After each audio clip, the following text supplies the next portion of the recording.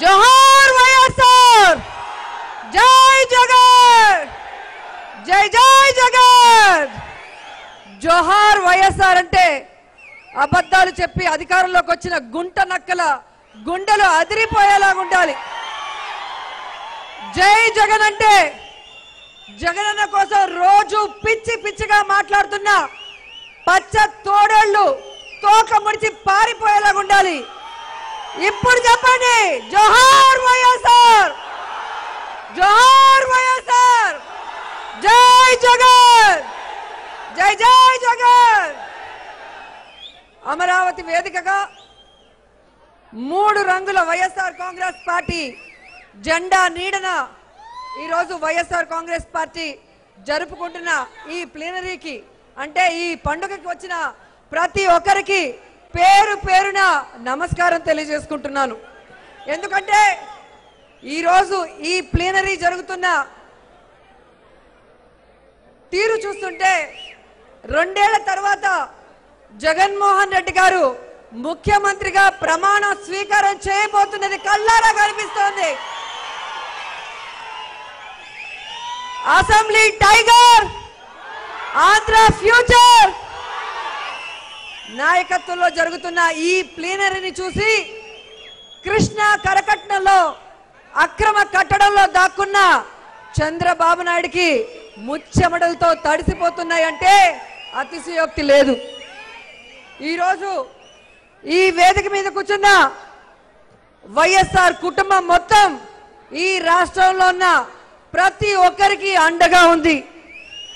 ఈరోజు రాజన్న మనని వదిలేసి వెళ్ళినా రాజన్న రక్తం రాయలసీమ పౌరుషంతో విజయమ్మ కడుపున పుట్టిన కన్న బిడ్డ తెలుగు తల్లి ముద్దు బిడ్డ అయిన జగనన్న మన అందరికీ అండగా ఉన్నాడు. రాష్ట్రంలో వైఎస్ఆర్ పథకాలతో లబ్ధి పొందిన ప్రతి ఒక్క కుటుంబం కూడా ఈరోజు జగనన్నకి అండగా ఉండాల్సిన సమయం ఆసన్నమైంది. ఎందుకంటే రాజన్న కోరుకున్నట్టు ఈ ఆంధ్ర ప్రజల మొహాల్లో చిరునవ్వు చూడడానికి మనకి జగనన్న ఉన్నాడు. మరి జగనన్నకి మన అందరం అండగా ఉండాలా వద్దా? ఉండాలా వద్దా? ఈరోజు రాజశేఖర్ రెడ్డి గారి జయంతి సందర్భంగా ఆయనకి నివాళులు అర్పించాలి అంటే జగనన్నని ముఖ్యమంత్రిని చేయటమే వైఎస్ఆర్ గారికి మనం ఇచ్చే నిజమైన నివాళి అని మీకు తెలియజేసుకుంటూ ఈ వేదిక పైన మహిళల సమస్యలపై మాట్లాడే అవకాశం ఇచ్చినందుకు మా ప్రియతమ నాయకుడైన జగన్మోహన్ రెడ్డి గారికి పాదాభివందనం చేస్తున్నాను. ఎందుకంటే నాకు తల్లిదండ్రులు లేరు. నన్ను తన సొంత చెల్లెలుగా ఆశీర్వదించి అసెంబ్లీలో అయినా బయటైనా నాకు ఒక అండగా నిలిచి ఒక అన్నగా రక్షణ కల్పించి ఈరోజు రాజకీయంగా నన్ను ఎమ్మెల్యేని చేసి నాకు ఒక గౌరవాన్ని ఇచ్చిన జగన్మోహన్ రెడ్డి గారికి నా చివరి రక్తం బొట్టు వరకు తోడుంటాను. ఈ రాష్ట్రంలో ఉన్న మహిళా సమస్యల మీద పోరాడుతూనే ఉంటానని కూడా సందర్భంగా తెలియజేసుకుంటున్నాను. మహిళలంటే ఆకాశంలో సగం అన్నింటా సగం అంటారు. అయితే ఆంధ్రప్రదేశ్లో సగమైన ఆడవాళ్ల పరిస్థితి ఈ చంద్రబాబు నాయుడు గారి పాలనలో ఎలా ఉందయ్యా అంటే ఆత్మ గౌరవం లేదు, సామాజిక రక్షణ లేదని కూడా తెలియజేసుకుంటున్నాను. ఆడవాళ్లు కన్నీళ్లు పెడితే ఆ ఇంటికి మంచిది కాదని పెద్దలు చెప్తారు. అందుకేనేమో వైఎస్ రాజశేఖర రెడ్డి గారు తను పరిపాలించిన 6 సంవత్సరాలు ఆడవాళ్ళని సొంత అన్నలాగా చూసుకుంటూ వారికి ఏ కష్టం కూడా రాకుండా పరిపాలించాడు. కాబట్టే ఈ రాష్ట్రంలో ఉన్న ప్రతి మహిళ వయసుతో తేడా లేకుండా వైఎస్ఆర్ గారిని చాలా అభిమానంగా రాజన్న అని పిలుచుకుంటుంది. ఆడబిడ్డలకి మన వైఎస్ఆర్ గారు ఆస్తిగా సొంత ఇల్లులు ఇచ్చాడు. ఆడబిడ్డలకు సారగా పావలా వడ్డీకే మరి రుణాలు ఇచ్చాడు. తన బిడ్డ షర్మిలమ్మను ఎలా పెంచాడో ఈ రాష్ట్రంలో ప్రతి ఆడపిల్ల కూడా చదువుకోవాలని ఫీజు రియంబర్స్మెంట్ తీసుకొచ్చారు మన వైఎస్ రాజశేఖర రెడ్డి గారు. ఆడపిల్లలు వంటింటి కుందేళ్లు కాదు, డాక్టర్లు, ఇంజనీర్లు, ప్రొఫెసర్స్, శాస్త్రవేత్తలు అవుతారని నిరూపించిన గొప్ప తండ్రి రాజశేఖర రెడ్డి గారు. ఈ దేశంలో ఆడబిడ్డల హక్కుల్ని కాపాడటమే కాకుండా ఆడబిడ్డలకు చరిత్రలో ఎన్నడూ దక్కనని సౌకర్యాల్ని కల్పించిన స్త్రీ పక్షపాతి మన రాజన్న. బడి గడప దాటగానే పెళ్లి పీటలు ఎక్కే వెనుకబాటుతనంతో నలిగిపోతున్న ఆడబిడ్డల్ని యూనివర్సిటీ వైపు నడిపించిన గొప్ప స్త్రీ అభ్యుదయవాది రాజన్న. ఆరోగ్యశ్రీతో అనారోగ్యంతో బాధపడుతున్న ఆడబిడ్డలకి వైద్యం అందించాడు. భర్త లేని వితంతులకి పెన్షన్ ఇచ్చి బ్రతుకు తెరువు చూపించాడు. జీవిత పోరాటంలో అలసిపోయిన వృద్ధులకి పెన్షన్లు ఇచ్చి వారి బిడ్డలపై భారాన్ని దించారు.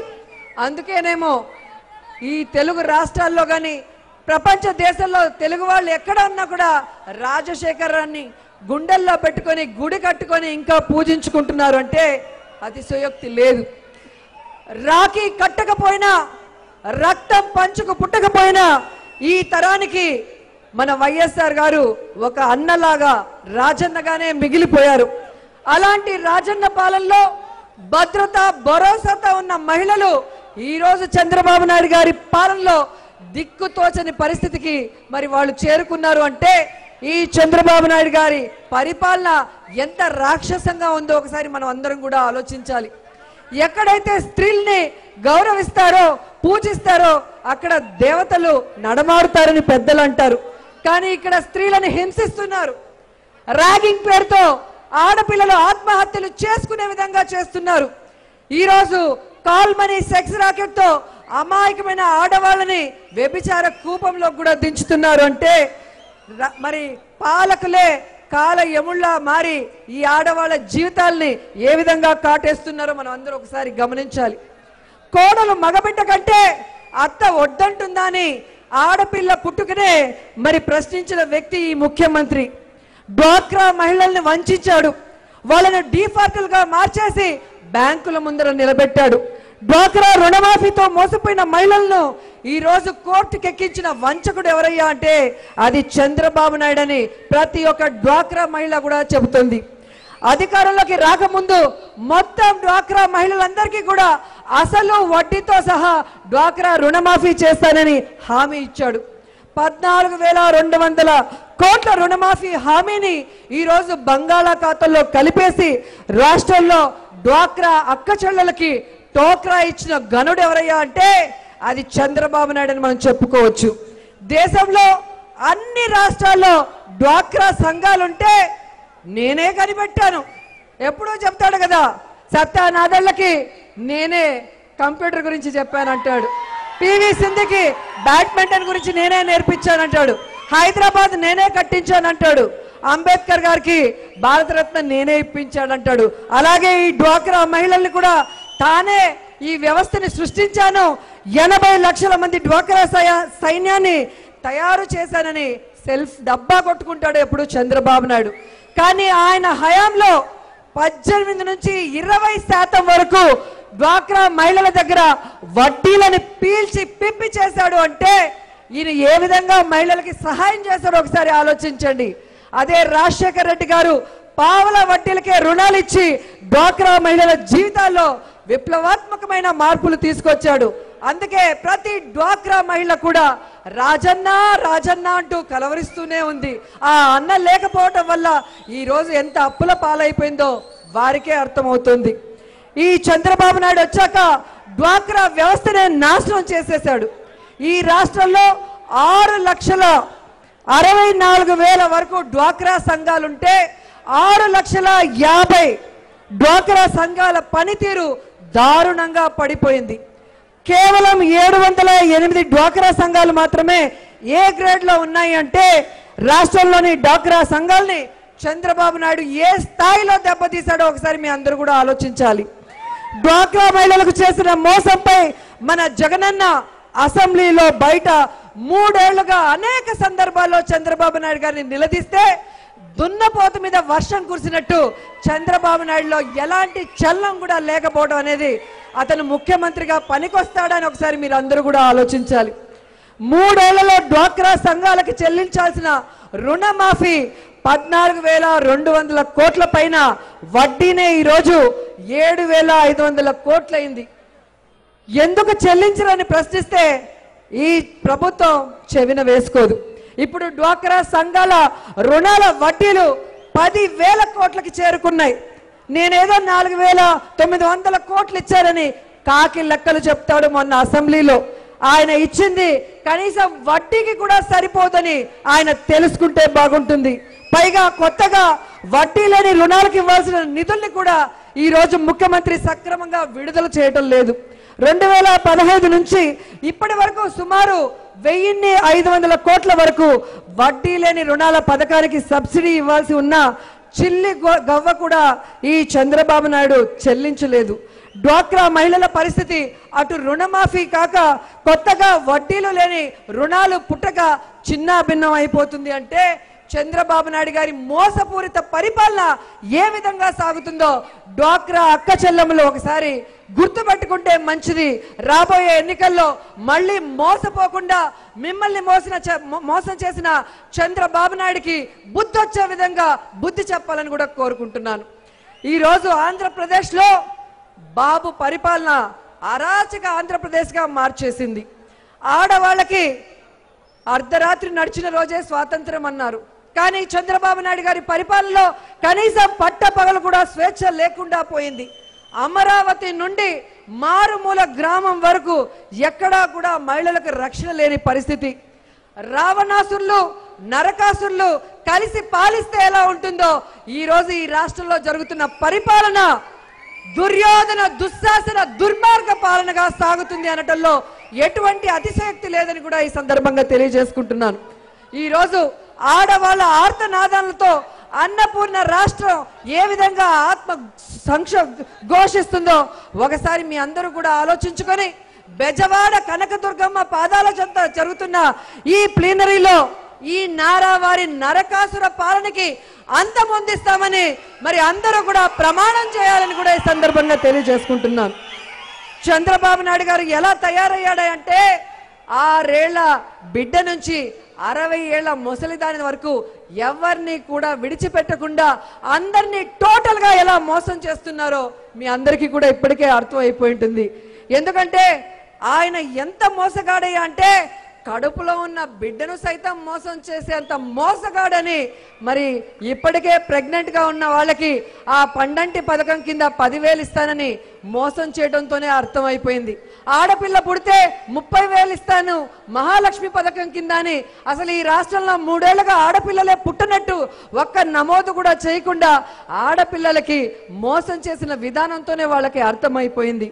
ఈరోజు చంద్రబాబు పాలనలో ఏపీలో ఆడవాళ్లపై అరాచకలు ఎంత భయంకరంగా పెరిగిపోయాయో సాక్షాత్తు ఏపీలో ఉన్న పోలీస్ రికార్డులే చెబుతున్నాయి. అసలు చంద్రబాబు నాయుడు గొప్పలు చెప్పుకుంటాడు, జగన్ ఎక్కడ ఉంటాడు, నేను మాత్రం ఇక్కడే రాజధానిలో ఉన్నాను, ఇక్కడి నుంచే పాలిస్తున్నాను అని. ఇక్కడ ఉండి ఇక్కడ పాలించి నువ్వు ఏం చేసావయ్యా అని నేను అడుగుతున్నాను. ఈరోజు నువ్వు ఉన్న ప్లేస్ లోనే కాల్మనీ సెక్స్ రాకెట్ జరిగింది. ఈరోజు నువ్వున్న చోటే కల్తీ మద్యంతో ఎంతో మంది మగవాళ్ళు ప్రాణాలు పోయి ఆడవాళ్ళ తాలిబొట్లు తెగిపోయినాయి. ఈరోజు నువ్వున్న చోటే రైతుల భూముల్ని లాక్కొని ఆ కుటుంబంలో ఉన్న ఆడవాళ్ళ జీవితాలతో మీరు చెలగాటమాడుతున్నారు. ఈరోజు మీరున్న చోటే ఏ విధంగా మరి ఆడపిల్లలు ఈ నాగార్జున యూనివర్సిటీలోనే రిషితేశ్వరి అనే అమ్మాయి ర్యాగింగ్ కి బలైందో మరి ప్రతి ఒక్కరు కూడా గమనిస్తున్నారు.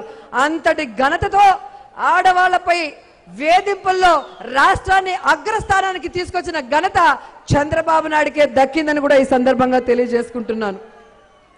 ఈరోజు రాజధానిలో 5 ఏళ్లు గతంలో ఎప్పుడూ లేనటువంటి విధంగా ఈ 3 ఏళ్లలో అరాచకాలు విపరీతంగా పెరిగిపోయాయంటే నిజంగా ఎవరైనా కూడా నమ్మే పరిస్థితి. ఎందుకంటే సాక్షాత్తు డీజీపీ గారే లాస్ట్ ఇయర్ డిసెంబర్లో మరి ప్రెస్ మీట్ పెట్టినప్పుడు 11% ఆడవాళ్ళ మీద అట్రాసిటీ కానీ వరకట్న వేధింపులు కానీ అత్యాచారాలు కానీ మరి యాసిడ్ దాడులు కానీ ఇలా ఏవి తీసుకున్నా కూడా 11% విమెన్ పైన క్రైమ్ పెరిగింది అని చెప్పారు. అంటే ఇంతకన్నా సిగ్గుచేటు ప్రభుత్వం ఇంకోటి ఉందా అని సందర్భంగా నేను తెలియజేసుకుంటున్నాను. ఈరోజు విజయవాడ సిపి లెక్కలు వాళ్ళు ప్రకటించిన దాని ప్రకారమే చూస్తే ఏ విధంగా ఉందయ్యా అంటే 2012లో 47 అయితే 2013లో 48 ఉంటే చంద్రబాబు నాయుడు గారు అధికారంలోకి వచ్చాక 2014లో 61, తర్వాత 2016లో 70కి రేపులు పెరిగాయి అంటే మరి చంద్రబాబు నాయుడు ఎంత బాగా పరిపాలిస్తున్నాడో కూడా మనకు అర్థమైపోయింది. సీఎం ఉన్న చోటే మహిళలపై ఇంత దారుణంగా మానభంగాలు జరుగుతున్నందుకు చంద్రబాబు సిగ్గుతో తలదించుకోవాలి, తన పదవికి రాజీనామా చేయాలి. కానీ సిగ్గు ఎగ్గు లేని ముఖ్యమంత్రి కాబట్టే ఈరోజు ఆయన ఉన్న చోట పరిపాలన చేసిన చోటే ఇన్ని అఘాయిత్యాలు, ఇన్ని అకృత్యాలు, ఇన్ని అరాచకాలు జరుగుతున్నా కూడా ఇంకా ముఖ్యమంత్రి సీటుని గట్టిగా పట్టుకొని వేలాడుతున్నాడు అంటే అతనికి సిగ్గు ఉందా లేదా అని ఈ రాష్ట్ర ప్రజలు అర్థం చేసుకుంటారు. ఒక్క రాజధానే కాకుండా రాష్ట్రం మొత్తం ఇలానే అరాచకాలు జరుగుతున్నాయి. 2015 కంటే 2016లో 11% మహిళలపై వేధింపులు, అఘాయిత్యాలు పెరిగాయి. చంద్రబాబు పాలనలో వరకట్న హత్యలు 9% పెరిగాయి. 2015లో 67 జరిగితే 2016లో 73 వరకట్న హత్యలు జరిగాయి. అంటే వరకట్న వేధింపుల వల్ల మరణాలు 14% పెరిగాయి. మహిళలపై వేధింపులు 14.29% రికార్డు స్థాయిలో పెరిగాయి. అలాగే 2015లో 4493 కేసులు నమోదైతే 2016లో 5135 నమోదయ్యాయి. ఒక్క ఏడాదిలో మహిళల హత్యలు 300 జరిగాయి. మహిళలపై వరకట్న వేధింపులు 19% పెరిగింది. ఇంత దారుణంగా మహిళలపై అకృత్యాలు జరగడానికి ముమ్మాటికి కారణం ఎవరయ్యా అంటే చంద్రబాబు నాయుడు అని చిన్న పిల్లోడు కూడా చెప్పే పరిస్థితికి వచ్చింది. ఆడవాళ్లపై అఘాయిత్యాలకు కారణమవుతున్న టీడీపీ నేతలు చింతమనేని, కామినేని, దేవినేని, అచ్చి బుచ్చి, గాలి ధూళి ఇలాంటి తోడేళ్ళందరూ కూడా సంకళ్ళు పడకుండా వాళ్ళని కాపాడుతున్న మహిళా ద్రోహి ఈ చంద్రబాబు నాయుడు గారు. ఈరోజు నడి రోడ్డుపైనే బీచ్ షోలు, బికినీ షోలని తెగబడ్డ సిగ్గుమాలిన వ్యక్తులు ఎవరైనా ఈ రాష్ట్రంలో ఉన్నారు అంటే అది తెలుగుదేశం పార్టీ నాయకులనే మనం చెప్పొచ్చు. ఈరోజు అరాచకాలు ఒకవైపు వెళ్తుంటే ఇవి చాలా అన్నట్టు కొత్తగా మద్యం పాలసీని తీసుకొచ్చాడు. శ్మశానానికి ముగ్గుండదు, చంద్రబాబు నాయుడికి సిగ్గుండదు. బజారుకో బారు, ఇంటికో బీరు అన్నట్టుగా చంద్రబాబు రాష్ట్రంలో మద్యాన్ని ఏర్లై ప్రవహింపజేస్తున్నాడు.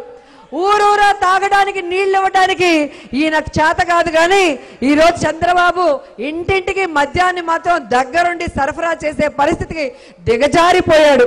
ఈరోజు ఆంధ్రప్రదేశ్ని కాస్త మధ్యాంధ్రప్రదేశ్గా ఈ చంద్రబాబు నాయుడు మార్చేసి పక్క రాష్ట్రాల ముందర మనం సిగ్గుతో తలదించుకునే విధంగా చేశాడు.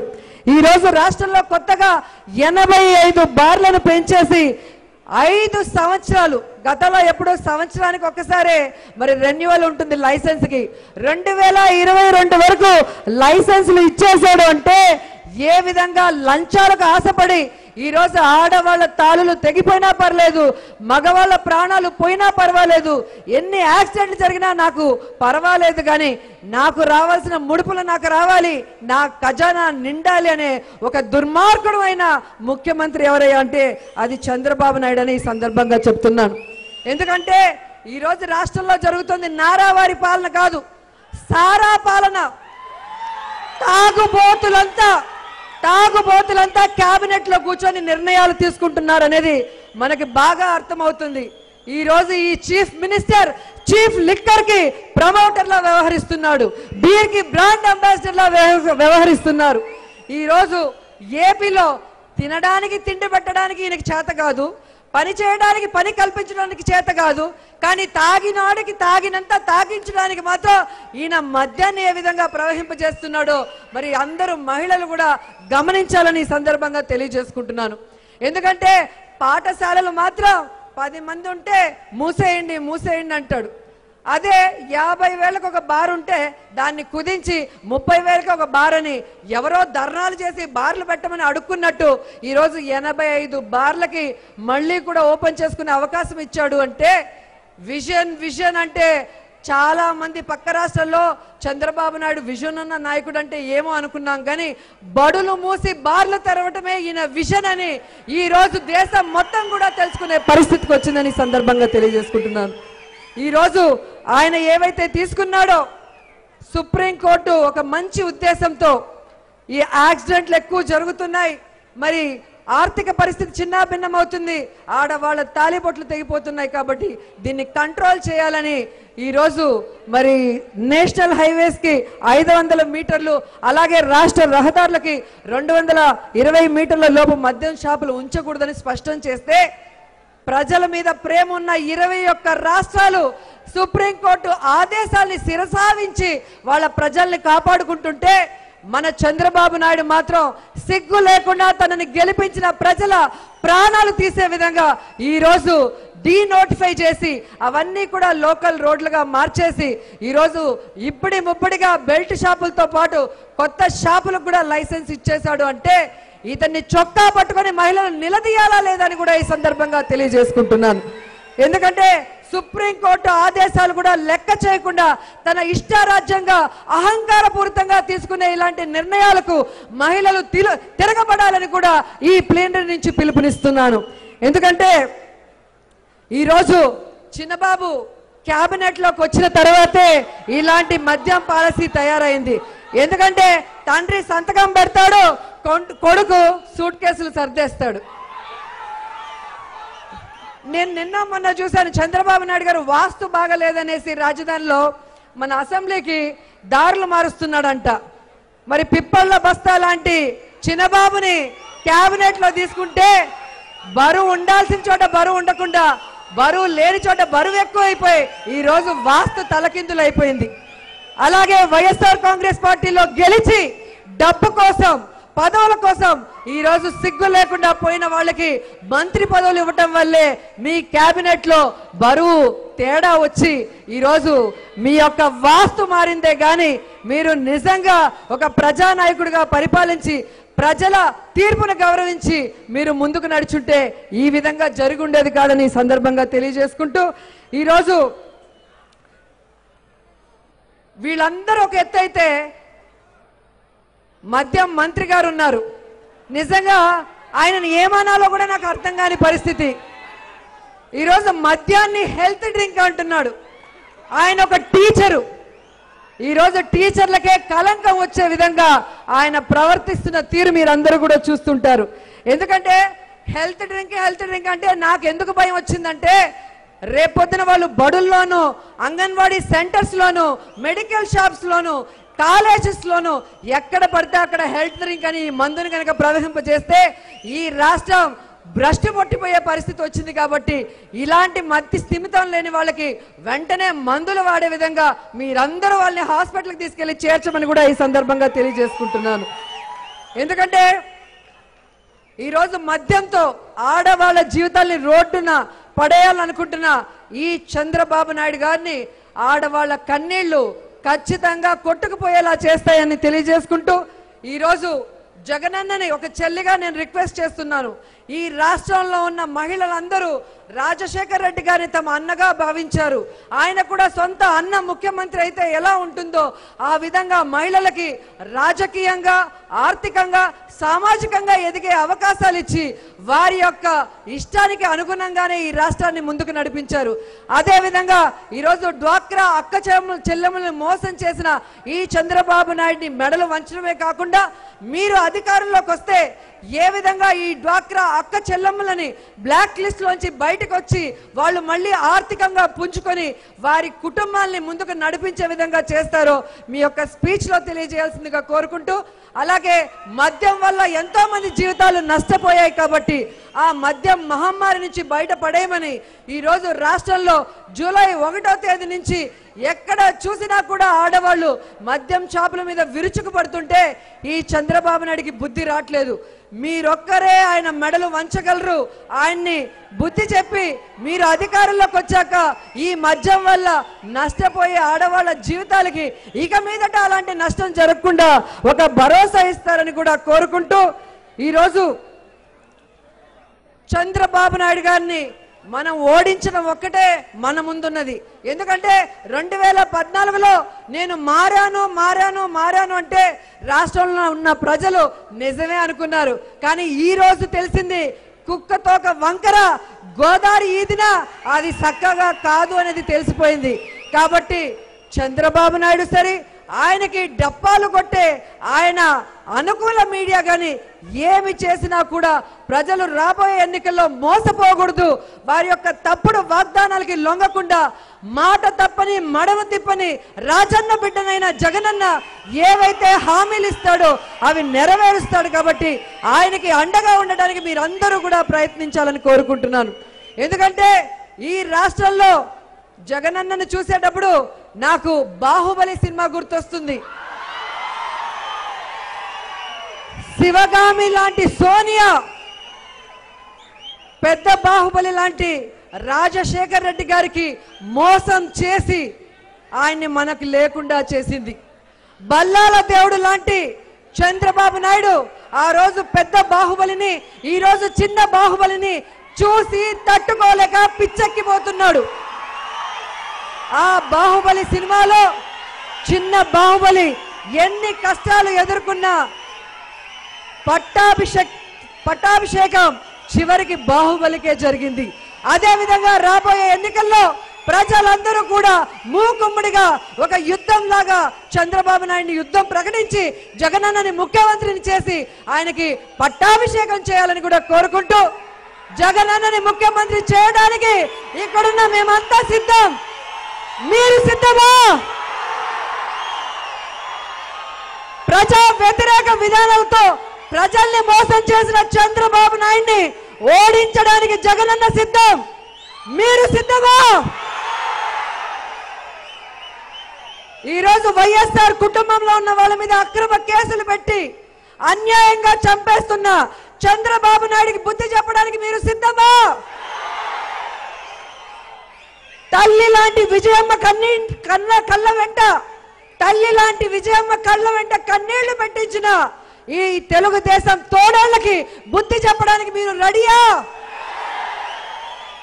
మన సోదరి అయిన షర్మిలమ్మ మీద అవాక్కులు చవాకులు పేలిన ఈ తెలుగుదేశ గుంట నక్కల మీద మరి వాళ్ళని ఓడించడానికి మీరు సిద్ధమా అని అడుగుతున్నాను. సో మీరు పెట్టే నినాదంతో జగనన్న ముఖ్యమంత్రి అయి పట్టాభిషేకం చేసుకుంటే ఎలా ఉంటుందో చంద్రబాబు నాయుడుకి ఒక్కసారి తెలియజేయండి. జై జగన్, జై జై జగన్, జై జగన్, జై జై జగన్, వైఎస్ఆర్ వైఎస్ఆర్. అందరూ గుర్తుపెట్టుకోవాలి, వైఎస్ఆర్ గారి లబ్ధి పొందిన ప్రతి ఒక్కరూ కూడా ఈ రాష్ట్రంలో ఆయనకు మనం ఇచ్చే నివాళి జగనన్నని ముఖ్యమంత్రిని చేయటమే అనేది గుర్తుపెట్టుకొని ఈ 2 సంవత్సరాల కాలంలో చంద్రబాబు నాయుడు చేసే నీతిమాలిన రాజకీయాలకి ఎదురొడ్డి నిలబడి యుద్ధం చేయాలి. తప్పుడు కేసులకు భయపడద్దండి. ఏ విధమైన చర్యలకు కూడా మీకు అండగా జగనన్న ఉంటాడు. ఈ వేదిక మీద ఉన్న వైఎస్ఆర్ కుటుంబం ఉంటుందని తెలియజేసుకుంటూ సెలవు తీసుకుంటున్నాను.